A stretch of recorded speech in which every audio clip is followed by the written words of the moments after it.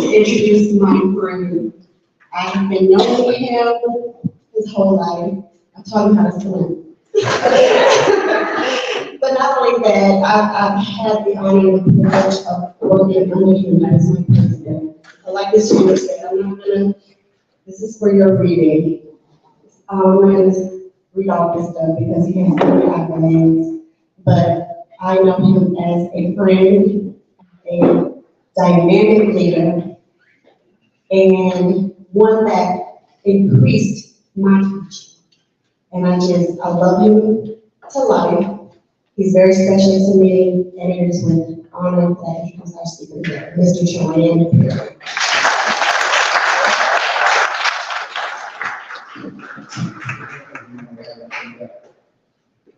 Come on, bye, everybody.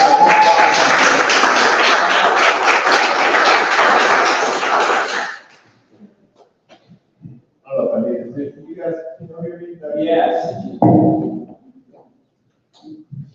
I used to be a quiet guy. But some kind of way to job. Kelly did teach me how to spell.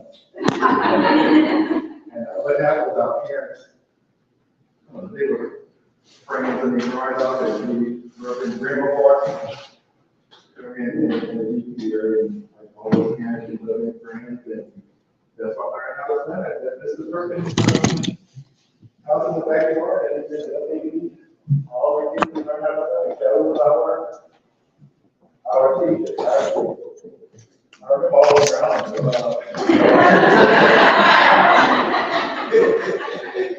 True story.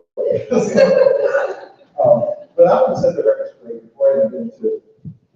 Let me thank you guys for inviting me. And I feel like we're famous. I feel like I know just about everybody in the room. So I'm not going to go through all my stuff about you. I'm not going to go about me. So, but I want to set the record straight about the Joe Clark thing. I have nothing on Joe Clark. I don't know. I remember when that started. I started at high school. I remember I didn't have the courage to walk through school with a baseball bat and talk when I was there. I didn't. But some kind of way we were able to maintain order and to get the job done at that day. I can't get by that. Gotcha. Without that. And so I laugh and I think about that because somebody mentioned that to me just the other day and said, "Oh, Joe Clark." And I said, I think Kelly Perkins about this. Back in, when I was the principal of Hammond Junior High School at Greenville Park now. But I mentioned Hammond Junior High School for a reason. To this day, I still get asked questions, and people still ask, what did we do? What happened at Hammond Junior High School? And you see, Hammond Junior High School, like, let's see, sit down, so like Amy High School, like Garrigill, like Natalvany, Hammond Junior High School shares similar demographics to alternative educational schools throughout the nation, right?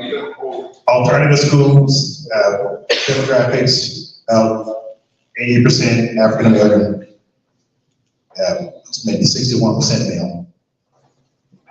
High percentage of students with disabilities, maybe 21%.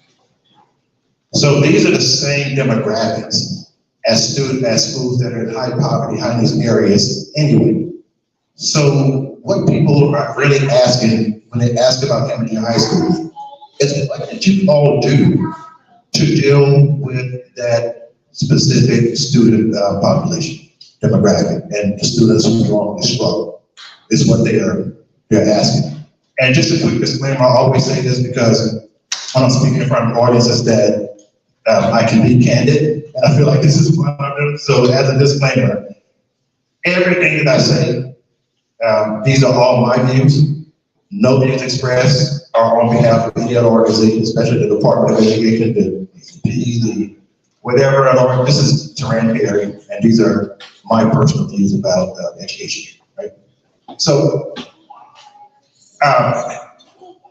the data at Hammond Junior High School, the performance, at the time was actually a little lower, well, a lot lower than I've even seen in dealing with alternative education schools today. It was just that kind of situation. My answer to people when they ask that question, and people, I know they're shaking their head, some of you all were there. You know what I'm talking about. Ms. Garrett, you had some of those things too that came from Hammond Westside when we were teaching at Hammond Westside. So the answer that we give is that there's no magical formula, no magic wand that was waiting, no innovative thinking, no special techniques that were used. Just the simple notion of doing whatever it takes to make sure that the adults in the building were on the same page. That the adults in the building understood the responsibility that we had and the resources, the items, the precious resources who were left in our care. Just to make sure that behind closed doors, that we understood that it was incumbent upon us as adults, as grown people. Because somebody said that a child is going to be 17 years old. I'm trying as an adult. Children, children are not adults, right?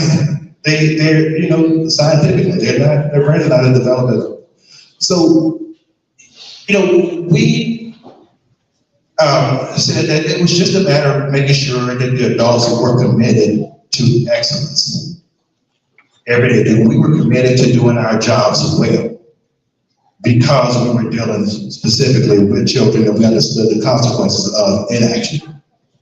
So when this happens, kids feel safe. Kids begin to trust adults and systems. Behavior tends to improve. When the adults behind the scenes are on the same page and they understand what's at stake here. And I wish I could come to you and tell you that it's going to get better or easier, but it's going to, we're in a time right now that we have to show a bit of tough love in a sense, but we also have to go above and beyond and properly educate and put our kids on the other hand, on the other side too. So I'm going to tell you what I mean. Just a quick background as to where this, this alternative education thing came about. Around 2017, 2016, the Louisiana education stakeholders, about a group of 40, 50 people, were determined to do something about alternative education. So these legislators, people from all walks of life, superintendents, just everybody, just decided to come together and say, we have to do something about discipline and specifically alternative education. So they convened a study group in 2017, and here's what was found. They found that kids in alternative education schools and sites were not receiving the appropriate and effective interventions and supports to address the root cause of their exits from their home-based schools. Even more concerning is that they found, you don't get the kick out of this, they found that kids who go to alternative schools were 5 times more likely to drop out of school. So when we send kids to alternative schools, is what this focus group found. Immediately, when we send them to alternative groups, statistically, we set them up, we position them to be 5 times more likely to drop out of school. Hey, that's aiding the school improvement pipeline. See, so now we have a big problem. So the study group said the consequences for inaction they were solid and they were clear. In 2017, they said that if discipline practices in Louisiana, the things they observed, the statistics that were quoted about, I told you what the demographics are like, and I think we were putting the kids, I think 10% of the exposures were for willful disobedience and disrespect, or whatever that means, right? So If those practices are left unaddressed, they were predicted to have led to sustained, if not higher, referrals to these alternative schools and sites. And while the lack of effective services for academic, behavioral, and social emotional supports at these sites will continue to impede the success of students who are referred to the site. So what we're doing is we're putting kids in this cycle. You see, if we just cycle them right on to prison, poverty, the early death. Yeah. So something had happened. So the group came together and they decided to pinpoint, and after analysis and so forth, some components that every alternative education site has to have these site components. So there's a handout that went out that tells you what those components are.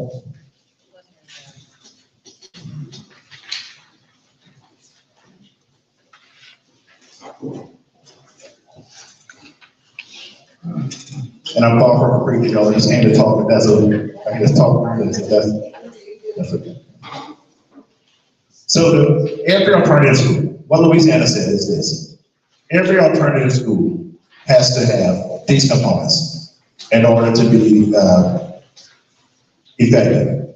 Mission and purpose, transitional planning and support, academic intervention and graduation pathways, behavior intervention, student support or support services, professional development, and accountability. And what they said was that every school system in Louisiana have to draft a plan to implement based on these components. So if we're going to expel kids, we have to have a plan and sites that include all of these components is what happened. And that should address, while we deal with the discipline issue, putting kids out of school for whatever, while we deal with that, at least when we're sending them to these sites, if we have these components, if this is happening, we can address that problem. We can try to address both of these things simultaneously as well as well. So, you know, they said that everybody had to draft a plan. Also, this was happening in 2017, 16.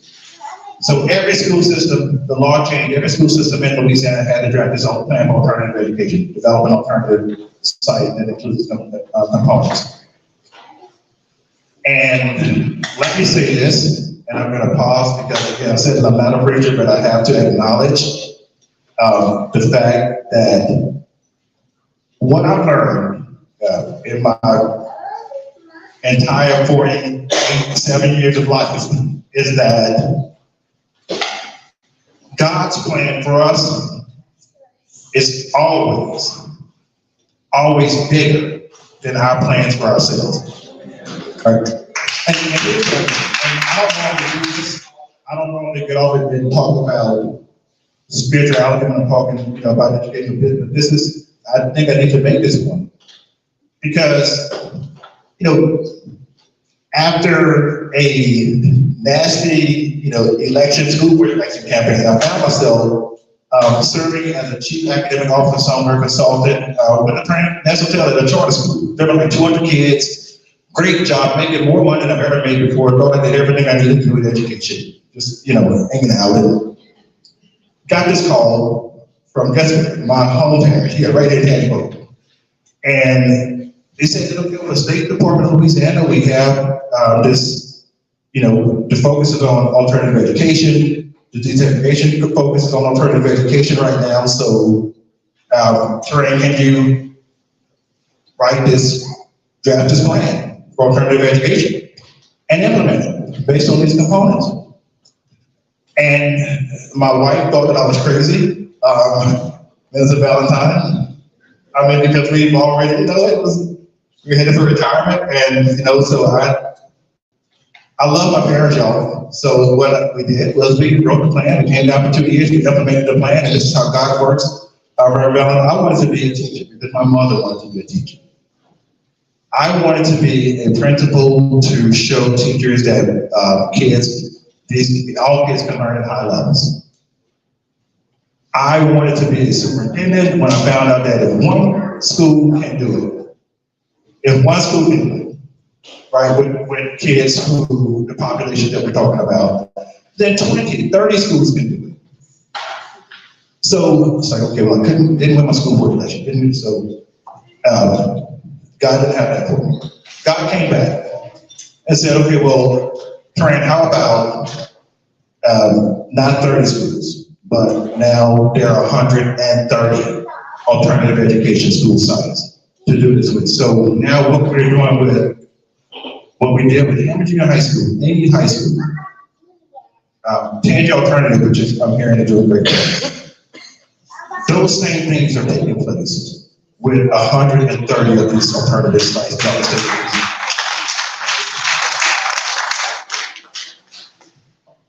And here's what it is, because we can put anything on paper and we can call it a day, and we can say that we have these core components and we can do a checkbox, because I'm sure that those of you who are educators are looking at this and you're saying that, okay, well, I see you, Mr. I'm like, okay, well, these are the things that should be in schools anyway, right?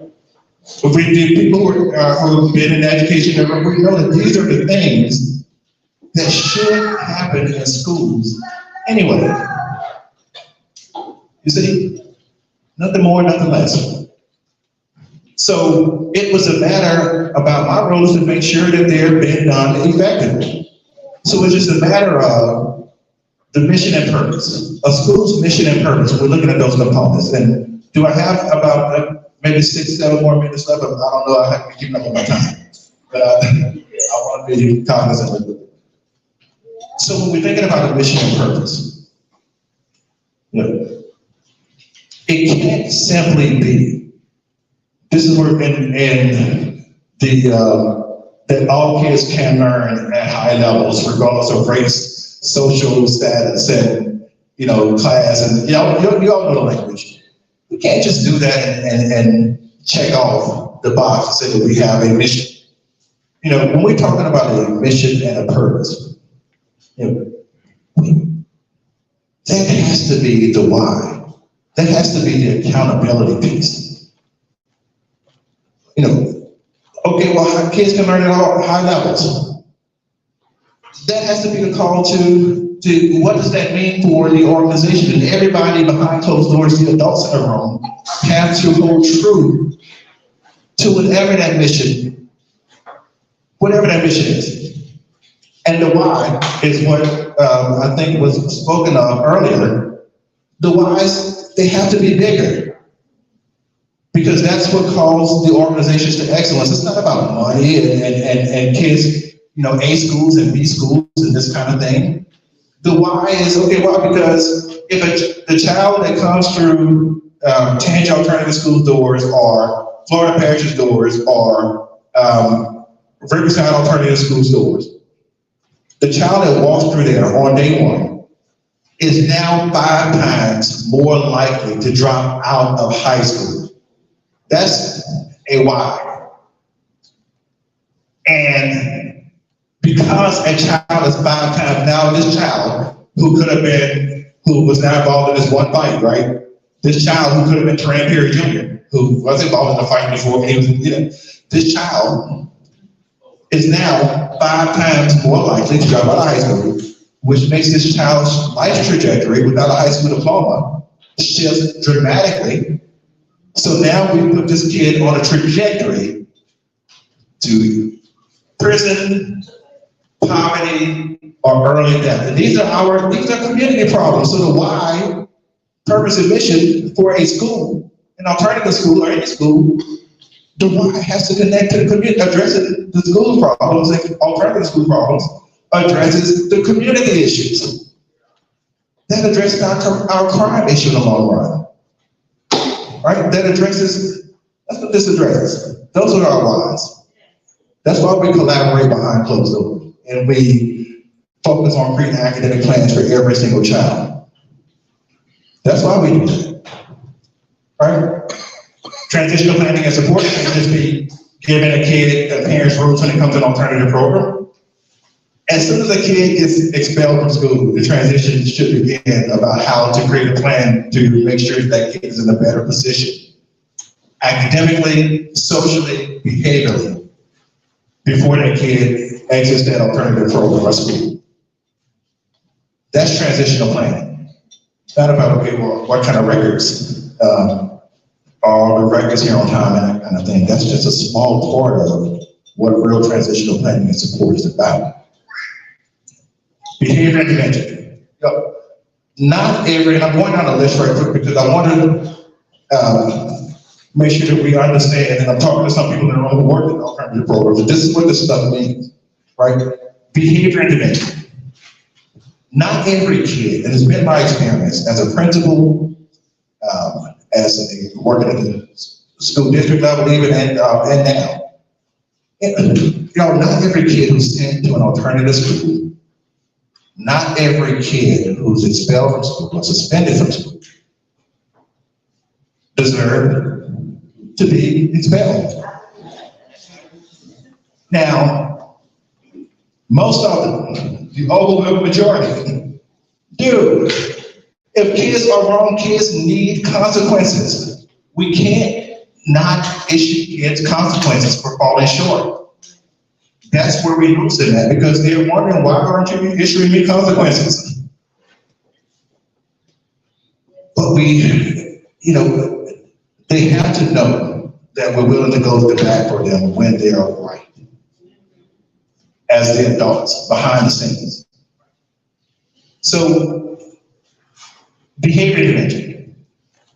If kids are sent to an alternative program, even those who may have been sent there unjustly, and the adults have made a mistake, because this happened before. I mean, this happened.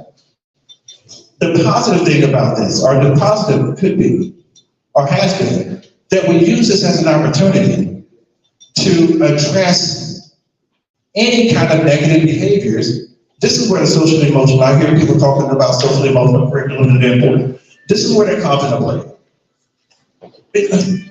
Right now, Duran Perry Jr. is at home, in the bed, thinking about how he's going to get out of doing his chores for the upcoming week, but still he's able to get his allowance. That's what he's thinking about that right now. I don't have to guess about that. Good kid, great kid, but that's what he's thinking about right now.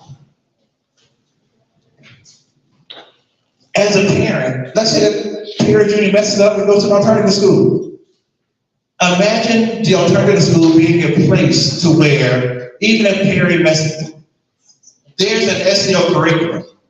There are standards that speak to addressing that particular responsibility issue in my son. Even if, so what I'm saying is that even if a kid is in a dire or messed up situation, or even if it's not the kid's fault, the conversations can still be with parents sometimes that, you know what, if we can make these places that addresses children's needs, because it rains on the just and the unjust, I heard somebody say, but if we can make these places of opportunities for children, then we have overcome that first issue we were talking about that study group presented, which said that alternative schools, we send kids to the school to prison pipeline. Now we are addressing a situation to where when kids are sent to alternative schools, we are better positioning them for success when they return. So we use that negative to try to switch it around and make it work in the benefit of children. So I'm going to close out. I see Mr. Jackson behind me,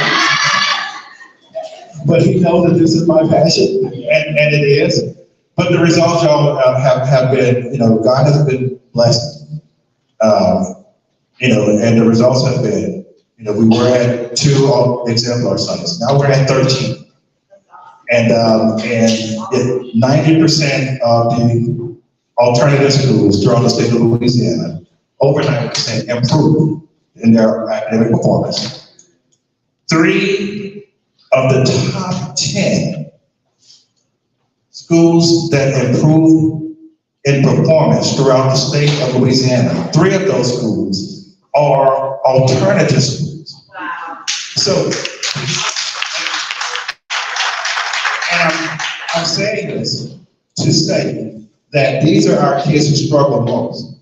And now what we're doing is we're implementing things. We see that it can work and we can make these places that work for them. So Tango Parents Teachers Day is coming, and we are going to be asking for support. I don't know what specific support Ms. Neil Lewis is going to lead over there. And at this point, I haven't been over there to gut, but I know that they've had some great things going on over there. I do know that you know, Dr. Hatcher has been dealing with alternative school intimately, so I know that there are ways that your support is going to be needed. But I want you to know that those are the population that we're dealing with. That's the progress that the state of Louisiana is making in terms of alternative programs. And I thank you guys for allowing me to do this.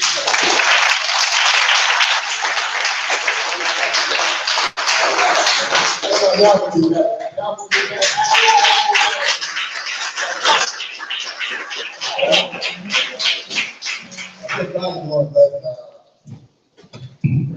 want to thank the Dr. Coleman down there right quick.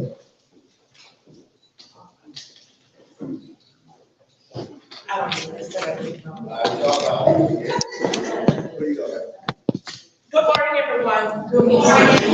All of you know me, I'm the designer stand here, and I'm the top parish with right here in Hammond. I used to be a resident down in Hammond, and all of you should have one of these donation sheets that was placed on the table. And I would appreciate your support. I have been in business now for 23 years. And after 23 years, this is my first. Hopefully it will be a many more, but I will say that my first benefit fundraiser for parishes. As COVID struck the country, it affected all of us, and it really affected healthcare. And being that healthcare and education is always the first things on the chopping block from the state.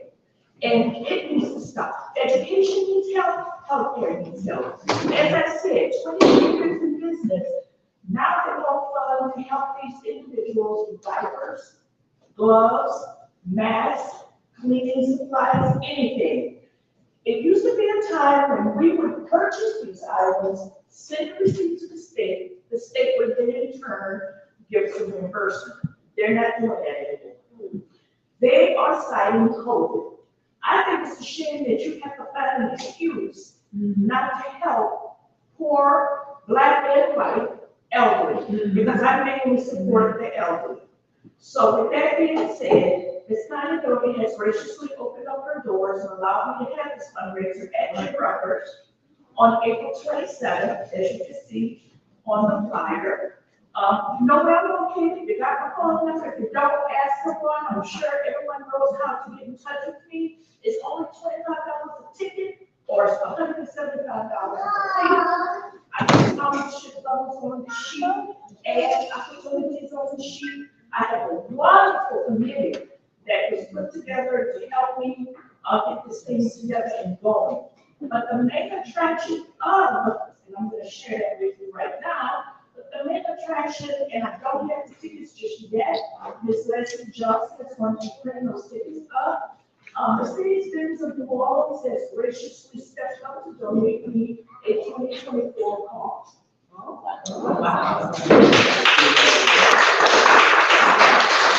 Mercedes-Benz of New Orleans, still is, I met with her, she donated a 2024 GLB 250 4MATIC sport utility versus SUV, and it's valued at $47,800.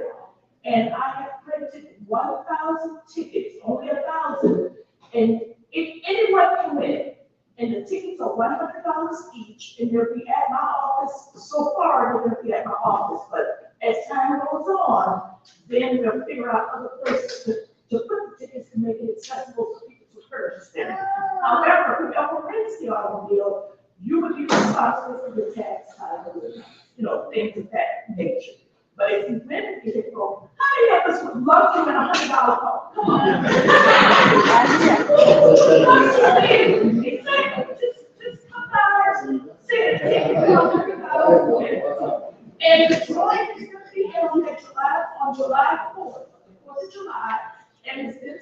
another ticket over at her office. And whoever wins the car, they're gonna have 24 hours to play music. If you do not play the vehicle within 24 hours, then you're going to pull another name and so on and so forth. Now, I will say this, I would love for some representatives to go home to win it, but make sure if you're gonna purchase $100 ticket, and I say this graciously, make sure you can pay the tax. I will pay. You know, make sure you got, even if I had to borrow a couple of $1,000 to pay for a $47,000 all year. So I would love for everyone to please participate in my fundraiser. I'm asking you all to come and be a part. We're gonna have food, which is gonna be a few beautiful hors d'oeuvres and some drinks and music. Just come out and have a good time on the 22nd. And the tickets will be sold also at your office on the 27th. And if you want to purchase a ticket for the automobile to win it, just give me a call and I'll make sure I get you a ticket. Thank you all so much.